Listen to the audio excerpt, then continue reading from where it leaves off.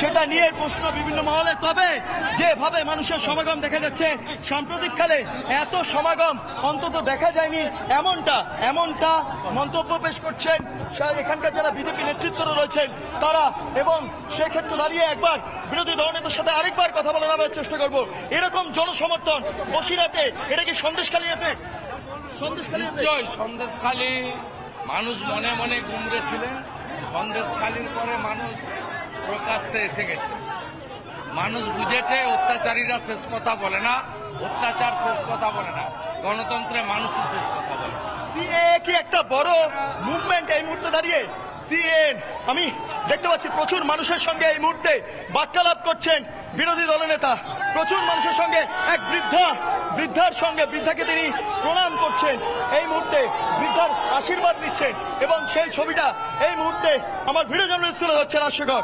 আমি আবারও দেখছি বিরোধী দলনেতার কাছে চলে যাবো একবার, যে সিএএ কি একটা বড় প্রভাব পড়বে এই জায়গা দাঁড়িয়ে?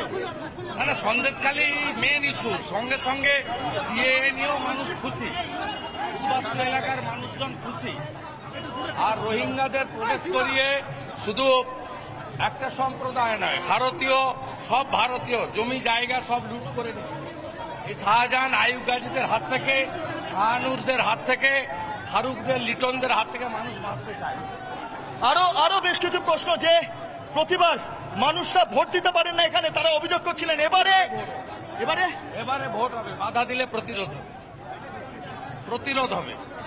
শুভেন্দু অধিকারীর বক্তব্য, বাধা দিলে প্রতিরোধ হবে, এবং সেই বিষয়টাকে সামনে রেখে তিনি আগামী যা বক্তব্য তিনি সেটা পরবর্তী ক্ষেত্রে অর্থাৎ মিছিলে পরে দেবেন। তবে এই মুহূর্তে দাঁড়িয়ে যেই ছবি আমার ভিডিও জার্নালিস্ট তুলেছেন হাস্যকর, তাৎপর্যপূর্ণ, একবার সামগ্রিকভাবে ছবিটা দেখাবো। পুরো হিউম্যান চেইন করে রাখা হয়েছে গোটা এলাকা, এবং অপ্রীতিকর ঘটনা এড়াতে যা পদক্ষেপ সেই সমস্ত পদক্ষেপ নেওয়ার চেষ্টা করা হচ্ছে।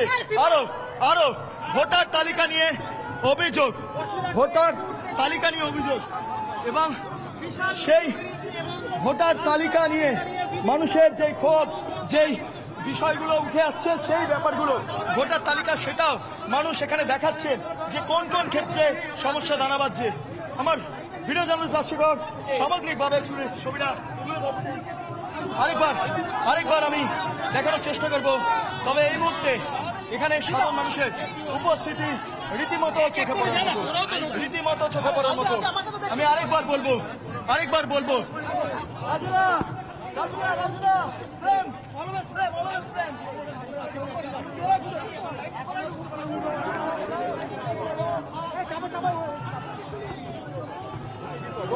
তুমি ফ্রেন্ডটা দিয়ে রাখো,